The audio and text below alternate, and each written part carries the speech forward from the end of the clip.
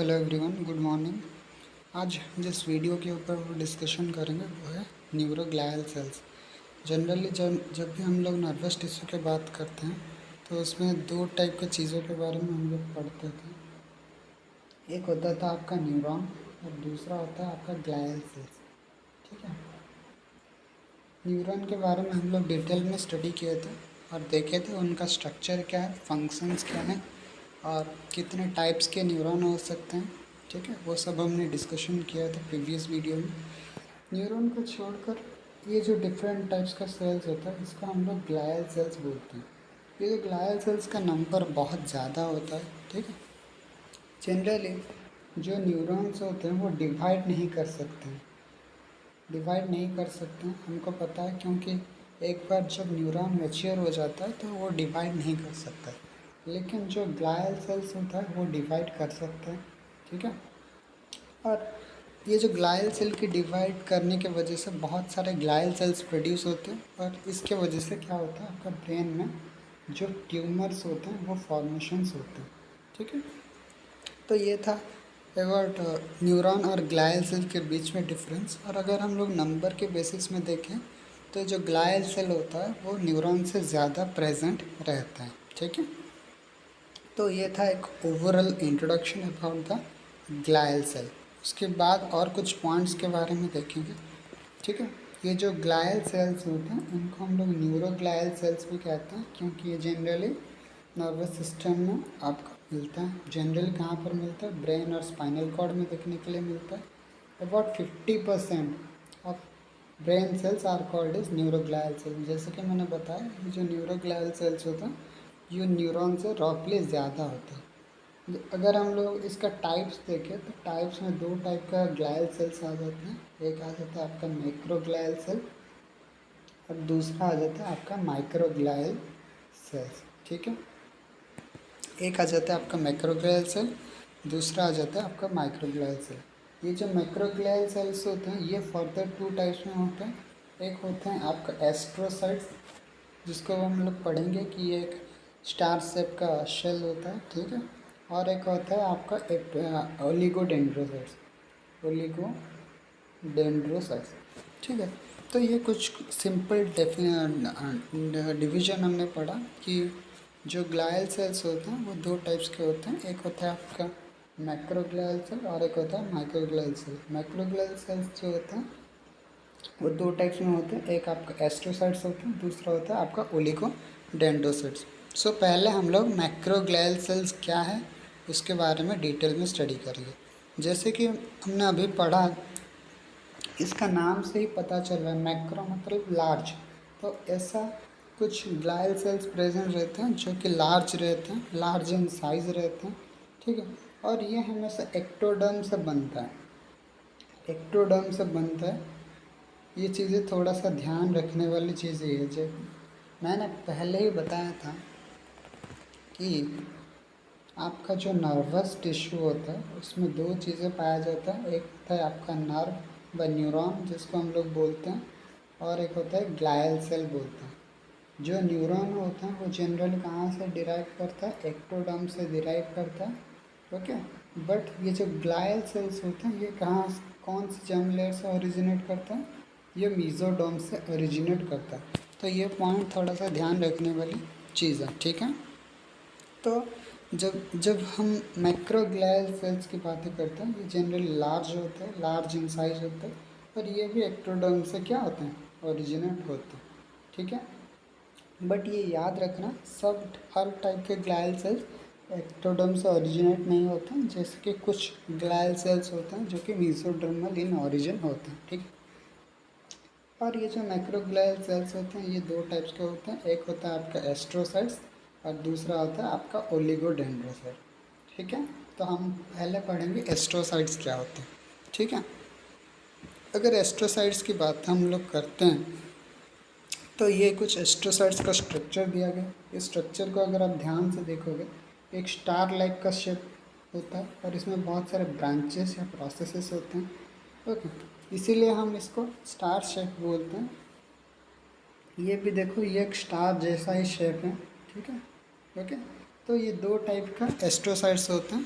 और जनरली अगर दो सेल्स को अगर हम लोग देखें तो दो सेल में एक चीज़ कॉमन ये है कि इनका जो अपीयरेंस है, इनका जो शेप है, ये बेसिकली स्टार लाइक दिखता है। ओके, ये चीज़ें थोड़ा सा इम्पोर्टेंट बात है, ठीक है। दूसरा पॉइंट ये है कि पहले हम लोग ये देखें कि जो एस्ट्रोसाइट्स होते हैं वो क्या होता है। पहला पॉइंट वो स्टार लाइक होता है, स्टार लाइक।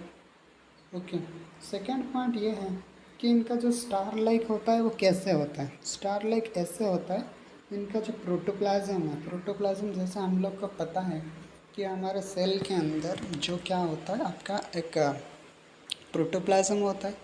प्रोटोप्लाज्म में कुछ लिविंग मैटर होता है और कुछ नॉन लिविंग मैटर होता है। तो क्या करता है ना, इनका जो प्रोटोप्लाज्म जब मूवमेंट करता है, जैसे हमको पता है, अगर जैसे हम एक यूकैरियोटिक सेल्स की बातें करते हैं तो इधर एक न्यूक्लियस होता है, सॉरी, एक न्यूक्लियस होता है और न्यूक्लियस को छोड़कर ये जो रेस्ट ऑफ द थिंग्स रह जाते हैं, इनको हम लोग क्या कहते हैं, प्रोटोप्लाज्म कहते हैं। लेकिन हमारे अंदर जो प्रोटोप्लाज्म होता है ऐसे प्रोसेसेस नहीं करता है, मतलब प्रोटोप्लाज्म ऐसे डायरेक्शनल मूवमेंट नहीं करता है, ठीक है। लेकिन जो आपका जो एस्ट्रोसाइट्स रहता है उसके अंदर, वो भी तो एक सेल है ना, तो उसके अंदर जो साइटोप्लाज्म या प्रोटोप्लाज्म देखने के लिए मिलता है वो ऐसे ऐसे डिफरेंट प्रोसेसेस करता है, जिसको हम लोग प्रोटोप्लाज्मिक प्रोसेसेस बोलते हैं, ठीक है। तो दो चीज़ें कॉमन रहा, एक स्टार लाइक अपीयरेंस रहता है और दूसरा होता है प्रोटोप्लाज्मिक प्रोसेसेस निकलते हैं, ठीक है। अब अगर हम लोग टाइप्स की बातें करते हैं, और ये जनरली जो एस्ट्रोसाइट्स होते हैं इनका फंक्शन भी अगर हम लोग देखेंगे, लेकिन पहले टाइप्स देख लेते हैं। ये जो टाइप्स होता है इसका दो टाइप होता है, एक होता है फाइब्रस एस्ट्रोसाइट,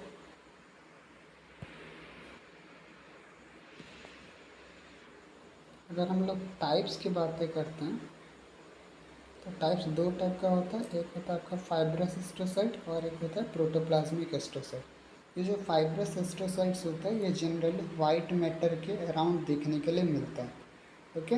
और जो प्रोटोप्लाज्मिक एस्ट्रोसाइट्स होता है ये जनरली ग्रे मैटर में देखने के लिए मिलता है। प्रीवियस वीडियो में मैंने आपको ये बताया था, अगर आप सेंट्रल नर्वस सिस्टम में ब्रेन की बातें करते हो तो ये जो ब्रेन में वाइट मैटर कहाँ मिलता है आपको, एक्सॉन में देखने के लिए मिलता है, ठीक है। और ग्रे मैटर कहाँ देखने के लिए मिलता है, आपको सेल बॉडी में देखने के लिए मिलता है। सेल बॉडी का जो कलेक्शन होता है उसको हम लोग ग्रे मैटर के तरीके से देखते हैं। तो जनरली आप ये बोल सकते हो कि जो फाइब्रस एस्ट्रोसाइट्स होते हैं वो एक्सॉन के सराउंडिंग में देखने के लिए मिलता है, और जो आपका प्रोटोप्लाज्मिक एस्ट्रोसाइट्स होते हैं वो जनरली आपको सेल बॉडी के अराउंड में देखने के लिए मिलता है, ठीक है। ये पहला डिफरेंस। सेकेंड डिफरेंस ये रहा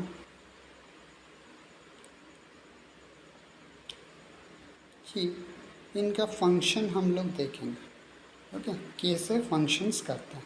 तो जनरली अगर आप ध्यान से थोड़ा देखोगे, जैसे मान लो ये एक कोई एक्सॉन है और ये एक कोई एक्सॉन है, ऐसे कुछ सेल्स रहते हैं जो कि ऐसे कवर करते हैं,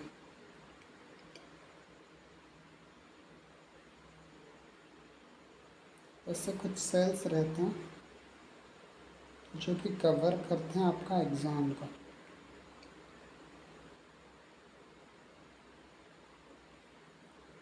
ये सेंटर में उसका न्यूक्लियस रह जाता है और ये इसका आर्म रहता है, या प्रोटोप्लाज्मिक प्रोसेसेस रहता है। इस टाइप को सेल्स को हम लोग क्या कहते हैं, आपको जनरली एस्ट्रोसाइट्स कहते हैं, ओके। और ये जो आर्म निकला है उसको हम लोग क्या कहते हैं, प्रोटोप्लाज्मिक प्रोसेसेस, प्रोटोप्लाज्मिक प्रोसेसेस। अगर ध्यान से देखोगे एक चीज़ इधर ध्यान देने वाली चीज़ ये है कि जब भी हम लोग माइलिन शीथ पढ़ रहे थे, जब भी हम लोग माइलिन शीथ पढ़ रहे थे, हम लोग पढ़े थे कि एक श्वान सेल होता है, ये दूसरा श्वान सेल होता है, ठीक है।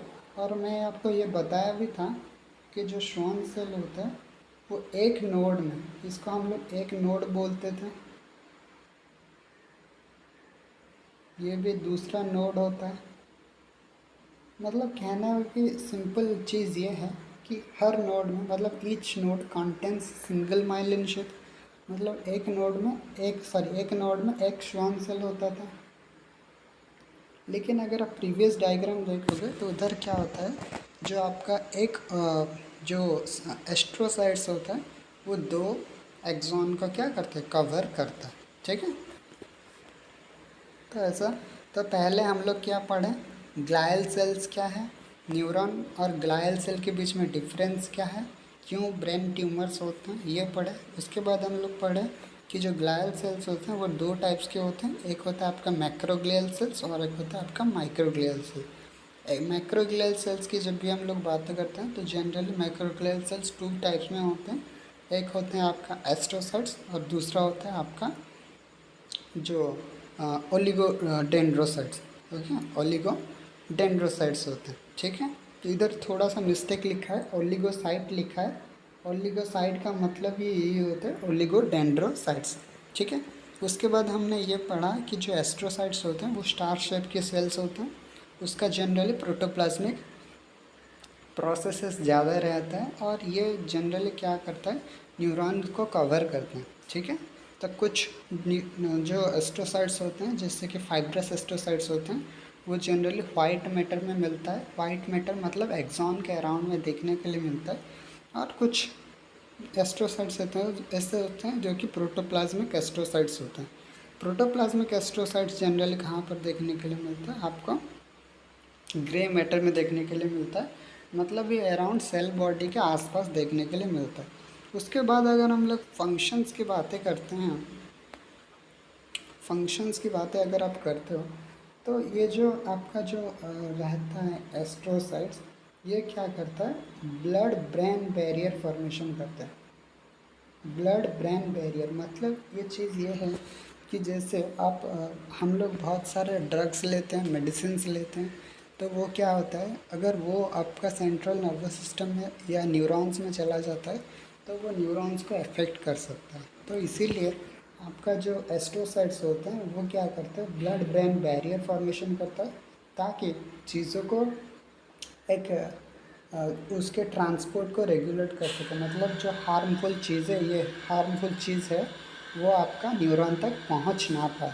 तो उसका काम कौन करता है, एस्ट्रोसाइट्स करते हैं। तो ये एक इम्पॉर्टेंट फंक्शन है जो कि ब्लड ब्रेन बैरियर फॉर्मेशन करता है। उसके बाद तो पहला फंक्शन ये है, तो क्या करता है, ब्लड ब्रेन बैरियर फॉर्मेशन करता है। और दूसरा ये है, कुछ चीज़ों को ट्रांसपोर्ट भी करने में हेल्प करता है इन द न्यूरॉन्स। ठीक है, जैसे कि हम लोग पढ़े थे, जो आपका ये होता है, आपका जो माइक्रोग्लियल सेल्स होते हैं वो दो टाइप्स के होते हैं।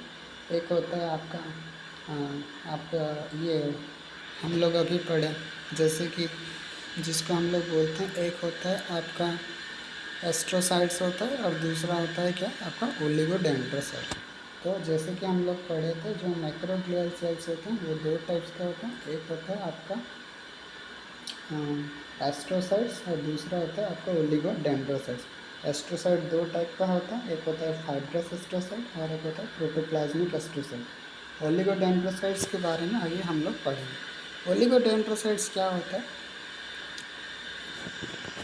these cells have rounded nucleus and their cytoplasm rich in mitochondria, microtubules, glycogen से लगा रहता है और इनका शॉर्टर प्रोसेसेस रहता है। मतलब जैसे कि हम लोग पढ़े थे कि जो आपका एस्ट्रोसाइट्स होते हैं उसमें लार्ज प्रोसेस रहता है, लेकिन इसमें जो प्रोसेस रहता है वो स्मॉलर प्रोसेसेस रहता है। ठीक है, और ये जनरली कहाँ पर देखने के लिए मिलता है, आपका मेडुलेटेड या फिर माइलिनेटेड नर्व फाइबर्स में देखने के लिए मिलता है। अगर हम लोग देखें जो आपका माइलिन शीथ के बारे में अगर हम लोग थोड़ा सा इधर डिस्कशन करें, तो जो माइलिन शीथ होता है वो myelin sheath central nervous system में भी हो सकता है और पेरिफेरल नर्वस सिस्टम में भी हो सकता है।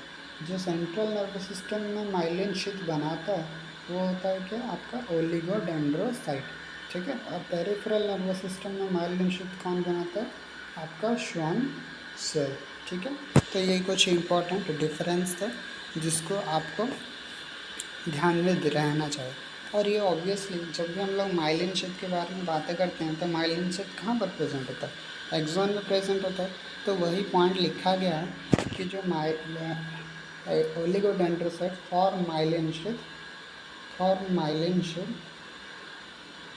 Around the axons of the central nervous system. उसके बाद इसको छोड़कर भी कुछ और भी मैक्रोग्लियल सेल्स होते हैं जो कि इस ऐसा होता है, ग्लायोब्लास्ट होता है, पिक्विसाइट्स होता है, म्यूलर सेल्स होता है, बर्जमैन सेल होता है। ये चीज़ें थोड़ा सा ध्यान में रखना, ये आपके सिलेबस में है नहीं, ठीक है। उसके बाद आ जाता है आपका माइक्रोग्लियल सेल। माइक्रोग्लियल सेल्स, इसका नाम से ही पता चल रहा है, माइक्रो मतलब क्या, स्मॉलर। तो माइक्रो में जैसे मैक्रो का मतलब था लार्ज, तो माइक्रो का मतलब स्मॉल, स्मॉल ग्लायल सेल्स होते हैं। और ये जो ग्लायल सेल्स होते हैं ना, ये आपका मेसोडर्म से डेराइव होता है। ये देखो, ये इंपॉर्टेंट चीज़ है। जैसे कि मैंने बताया था, जो नर्वस सिस्टम में दो चीज़ें होता है, एक होता है न्यूरॉन और एक होता है ग्लायल सेल। तो कुछ ग्लायल सेल्स ऐसे भी होते हैं कि जो कि मेसोडर्मल इन ओरिजिन होते हैं। तो उसका एग्जाम्पल क्या है, आपका माइक्रोग्लियल सेल, ठीक है। नेक्स्ट पॉइंट के बारे में अगर हम लोग देखें, they are probably derive from the monocytes. Monocyte से डिराइव करते हैं ड्यूरिंग द फिटल लाइफ, मतलब एम्ब्रियोनिक पीरियड में डिराइव करते हैं। और ये जनरली क्या होता है, इसका नेचर क्या होता है, फेगोसाइटिक इन नेचर होता है। फेगोसाइटिक इन नेचर मतलब जैसे कुछ पॉइंट याद रखना, जो आपका माइक्रोग्लियल सेल्स होते हैं, ठीक है, ये स्मॉलर होता है। इनका जो प्रोटोप्लाज्मिक शीथ होता है वो लेस होता है, कम होता है, ठीक है। और इनका ओरिजिन कहाँ से होता है, मेसोडर्म से ओरिजिन होता है, ठीक है। और इनका फंक्शन क्या है, कहाँ से ओरिजिन होता है, मोनोसाइट से ओरिजिन होता है, ओके। और इनका फंक्शन ये है, फेगोसाइट करते हैं। फेगोसाइट मतलब आपका सेंट्रल नर्वस सिस्टम में अगर कोई भी पैथोजन वगैरह प्रेजेंट रहता है तो वो उसको एनगल्फ कर लेता है, खा जाता है, और वो पैथोजन को या फिर कोई भी वायरस बैक्टीरिया को वो डेथ करता है, डिजीज़ आपका डेथ करवा देता है, ठीक है। तो ये कुछ इंपॉर्टेंट पॉइंट है अबाउट द माइक्रोग्लियल सेल्स, ठीक है। और ये माइक्रोग्लियल सेल का फंक्शन क्या है, इसका एक इम्पॉर्टेंट फंक्शन है। जैसे कि हम लोग को पता है, जो आपका मैक्रोफेजेस होते हैं वो माइग्रेट कर सकते हैं एक जगह से दूसरी जगह तक। उसके बाद हम लोग ये देखेंगे कुछ difference about the neuron and neuroglial cell. जैसे कि मैंने बताया था, जो न्यूरॉन एंड ग्लायल सेल दोनों का डिफरेंस होता है, न्यूरॉन में एक्सॉन एंड डेंड्राइट्स होते हैं, इसमें ऐसा कुछ प्रोसेसेस नहीं होते, ठीक है। और न्यूरॉन्स में साइनैप्स होते हैं, इनमें साइनैप्स नहीं होता। साइनैप्स क्या है, जनरली एक जंक्शन। साइनैप्स का मतलब ये है कि जंक्शन मतलब जैसे आप जाते हो, दो रोड, तीन रोड एक जगह पर मिलते हैं तो वो इस पॉइंट को हम लोग क्या बोलते हैं, जंक्शन। तो साइनैप्स का मतलब भी यही है, एक जंक्शन होता है। अगर हम लोग साइनैप्स की बातें करते हैं तो साइनैप्स एक न्यूरॉन और दूसरा न्यूरॉन के बीच में हो सकता है, या फिर एक न्यूरॉन एक मसल्स के बीच में, या फिर कोई भी ग्लैंड्स के बीच में हो सकता है, ठीक है। न्यूरॉन और न्यूरॉन के बीच में हो सकता है, या न्यूरॉन और मसल्स के बीच में भी हो सकता है, उसको हम लोग आगे देखेंगे, ठीक है। तो इसमें हम लोग ये पढ़े, पहला पॉइंट एक्सॉन एंड डेंड्राइट्स होता है, इसमें साइनैप्स होता है। और ये न्यूरॉन क्या करते हैं, नर्व इम्पल्सेस को कैरी करते हैं, जैसे कि मैंने बताया था, जिसको हम लोग बोलते हैं सल्टेटरी कंडक्शन बोलते हैं, ठीक है। और सब न्यूरॉन्स क्या करते हैं, और एक्टोडर्म से ओरिजिनेट करते हैं, और ये जनरली डिवाइड नहीं करते हैं, ठीक है। न्यूरोग्लियल सेल्स में मल्टीपल प्रोसेसेस होते हैं, और उनमें क्या होता है, आपका साइनैप्स प्रेजेंट नहीं होता है, साइनैप्स प्रेजेंट नहीं होता है। और अगर आप न्यूरोग्लियल सेल्स की बातें करते हो तो न्यूरोग्लियल सेल्स क्या होता है, जनरली नर्व में देखने के लिए मिलता है। और इसका नेचर क्या होता है, मोस्टली इसमें से कुछ होते हैं जो कि फेगोसाइटिक इन नेचर होते हैं, ठीक है। और जो मैक्रोग्लियल सेल्स होते हैं ये कहाँ से ओरिजिनेट करता है, एक्टोडर्म से, और कुछ होते हैं जो कि मेसोडर्मल इन ओरिजिन होते हैं, जबकि जैसे कि हम लोग अभी देखें, ठीक है। उसके बाद हम लोग ये देखेंगे कि एपेंडाइमल सेल्स क्या होते हैं। एपेंडाइमल सेल्स कुछ ऐसे सेल्स होते हैं जो कि क्या करते हैं, एक ऐसा सेल, ध्यान रखना, जिनमें क्या होता है, आपका माइक्रोविलाई प्रेजेंट होता है, और एक सीलिया भी ओरिजिनेट होता है। हमारे बॉडी में कुछ ऐसे सेल्स होते हैं, ओके, हमारे बॉडी में कुछ ऐसे सेल्स होते हैं जिसके ऊपर माइक्रोविलाई प्रेजेंट होता है, माइक्रोविलाई प्रेजेंट होता है, और उसके साथ साथ आपका क्या प्रेजेंट रहता है, आपका जो सीलिया भी प्रेजेंट रहता है। ठीक है, ये जो एपेंडाइमल सेल्स क्या कहाँ पर प्रेजेंट होता है, इसका लोकेशन अगर हम लोग देखें तो लोकेशन में क्या होता है, ये जनरली आपका ब्रेन में जो वेंट्रिकल्स होते हैं, ब्रेन वेंट्रिकल्स, ब्रेन वेंट्रिकल्स और आपका क्या होता है, और स्पाइनल कॉर्ड में देखने के लिए मिलता है। स्पाइनल कॉर्ड में जो सेंट्रल कैनाल होता है, जो बीच में एक ऐसा कैनाल होता है जिसको हम लोग क्या बोलते हैं, सेंट्रल कैनाल, जिसको मैं शॉर्ट फॉर्म में लिख रहा हूँ सीसी। तो उधर दो जगह पर ये देखने के लिए मिलता है। इसका तो पहला बात हम लोग देखें, जो एपेंडाइमल सेल्स है उसका स्ट्रक्चर क्या है, उसका लोकेशन क्या है। तीसरा इम्पोर्टेंट बात ये है उसका फंक्शन क्या है। फंक्शन क्या है, ये जो आपका सेरिब्रोस्पाइनल फ्लूइड होता है जो कि ब्रेन में बनता है, उसको क्या करता है, एब्जॉर्प्शन और कुछ कुछ फॉर्मेशन में भी हेल्प करता है। ठीक है, ये चीज़ें 3 पॉइंट याद रखना। ठीक है, उसको हम लोग बुक में देख लेते हैं। और इसका शेप जो होता है स्क्वामस शेप होता है, हम लोग पढ़ेंगे एपिथेलियल सेल में कुछ सेल्स ऐसे होते हैं जो कि स्क्वामस एपिथेलियल सेल्स होते हैं। ठीक है, और दूसरा इम्पोर्टेंट बात यह है कि ये एक ऐसा सेल्स होता है जिसके ऊपर माइक्रोविलाई प्रेजेंट होता है और सीलिया प्रेजेंट होता है। आपको पता होगा जो हमारे जो इंटेस्टाइन में जो सबसे इनर लेयर होता है उसमें जो एपिथेलियम पाया जाता है उसको हम लोग एंटेरोसाइट्स बोलते हैं। एंटेरोसाइट्स में क्या होता है, आपका जो इधर विलाई देखने के लिए मिलता है, विलाई या फिर माइक्रो विलाई देखने के लिए मिलता है, वो क्या करता है, चीज़ों को एब्जॉर्प्शन करने में हेल्प करता है। और सीलिया का काम क्या है, सीलिया का काम यह है बीटिंग करने में हेल्प करता है। तो इसके ऊपर जो जो दो चीज़ें पाया जाता है, एक होता है आपका माइक्रोविलाई और एक होता है आपका सीलिया। माइक्रोविलाई क्या करता है, चीज़ों को एब्जॉर्प्शन करने में हेल्प करता है, और सीलिया क्या करता है, बीट करता है। जब सीलिया बीट करता है मतलब ऐसे ऐसे मूवमेंट करता है, तो ये जो सेंट्रल कैनाल में आपका जो सेरिब्रोस्पाइनल फ्लूइड का मूवमेंट कंटिन्यूस चलता है। ठीक है, इसका डायग्राम अगर हम लोग देखें तो कुछ ऐसा दिखता है। ये होता है आपका माइक्रोविलाई, ये होता है आपका सीलिया। माइक्रोविलाई क्या करता है, एब्जॉर्प्शन करने में हेल्प करता है, और उनका जो डाउनवर्ड में डाउन बैक साइड में कुछ ऐसे प्रोसेसेस रहते हैं। ठीक है, तो ये कुछ इंपॉर्टेंट पॉइंट्स हैं। और नेक्स्ट पॉइंट अगर हम लोग बातें करते हैं आपका neuro secretory cells. Neuro secretory cells में क्या होते हैं, जनरली एक कुछ ऐसे सेल्स होते हैं या कुछ ऐसे न्यूरॉन्स होते हैं जो कि क्या करता है, कुछ हार्मोन्स को रिलीज़ करते हैं। न्यूरो हार्मोन को क्या करते हैं, प्रोड्यूस करते हैं और रिलीज़ भी करते हैं। ठीक है, तो ऐसा कुछ एग्जांपल्स आपको देखने के लिए मिलता है। तो at the end of the day हम लोग ये पढ़ेंगे फंक्शंस क्या है न्यूरल टिश्यू का। न्यूरल टिश्यू का फंक्शन क्या होता है, जैसे कि मैंने बताया था रिसेप्शन करता है। रिसेप्शन मतलब कोई भी सिग्नल को क्या करता है, रिसीव करता है। रिसीव करने के बाद उसको प्रोसेस करता है जिसको हम लोग इंटरप्रिटेशन बोलते हैं। उसके बाद ट्रांसमिशन करता है। ट्रांसमिशन कहाँ से कहाँ तक होता है, सेल बॉडी से कहाँ तक होता है, एक्सॉन तक हो सकता है। ऐसा ज़रूरी नहीं कि हर ट्रांसपोर्ट सेल बॉडी से एक्सॉन तक ही होता हो, कुछ ट्रांसपोर्ट एक्सॉन से भी सेल बॉडी तक होते हैं। सेल बॉडी से जो एक्सॉन की ओर जो ट्रांसपोर्ट होता है उसको हम लोग क्या कहते हैं, एंटेरोग्रेड ट्रांसपोर्ट कहते हैं। ठीक है, एंटेरोग्रेड ट्रांसपोर्ट कहते हैं। और एक्सॉन से जो सेल बॉडी की ओर ट्रांसपोर्ट होता है उसको हम लोग क्या कहते हैं, रिट्रोग्रेड ट्रांसपोर्ट कहते हैं। एंटेरोग्रेड ट्रांसपोर्ट में क्या क्या ट्रांसपोर्ट होता है, जनरली आपका जो जितने भी न्यूरो ट्रांसमीटर्स होते हैं वो सब ट्रांसपोर्ट होते हैं, और कुछ प्रोटीन्स भी ट्रांसपोर्ट होते हैं। किस किस पाथवे से, एंटेरोग्रेड ट्रांसपोर्ट से। रिट्रोग्रेड ट्रांसपोर्ट से क्या क्या चीज़ें ट्रांसपोर्ट होता है, अगर आपको पता होगा एक वायरस होता है rabies virus. Rabies virus generally कोई भी एनिमल जैसे रैबिट वगैरह काट लेता है ना, तो उसके अंदर ये वायरस प्रेजेंट होता है, और वो वायरस क्या करता है, आपका एक्सॉन से सेल बॉडी की ओर ट्रांसपोर्ट रहता है, तो उसको हम लोग रिट्रोग्रेड ट्रांसपोर्ट कहते हैं। तो ट्रांसपोर्ट जनरली दो टाइप्स के होते हैं, एक होता है आपका एंटेरोग्रेड, दूसरा होता है आपका रिट्रोग्रेड। एंटेरोग्रेड ट्रांसपोर्ट में क्या क्या ट्रांसपोर्ट होता है, न्यूरो ट्रांसमीटर एंड प्रोटीन्स वगैरह ट्रांसपोर्ट होते हैं।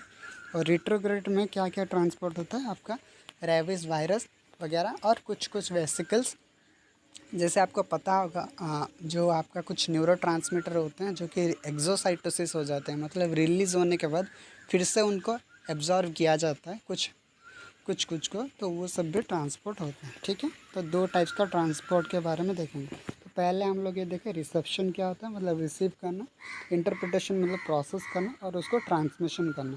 ट्रांसमिशन का दो पाथवे होता है, एक होता है इंटरग्रेड, दूसरा होता है आपका रेट्रोग्रेड। ठीक है, और ये तो स्टिमुलस को रिसीव करते हैं। ठीक है, कुछ सेंसरी न्यूरॉन्स कैसे होते हैं जो कि फंक्शन के बेसिस में बताया था। एक सेंसरी न्यूरॉन होता है, एक होता है इंटर न्यूरॉन, और दूसरा होता है कि आपका मोटर न्यूरॉन। सेंसरी न्यूरॉन कहाँ से कहाँ तक कनेक्ट होता है, आपका ऑर्गन से लेकर सेंट्रल नर्वस सिस्टम तक कनेक्ट होता है। और इन मोटर न्यूरॉन क्या होता है, आपका सेंट्रल नर्वस सिस्टम से लेकर इफेक्टर ऑर्गन तक, जैसे मसल्स तक कनेक्ट रहते हैं। तो ये था आपका basic function, structure and functions of the neural tissue या नर्वस टिश्यू।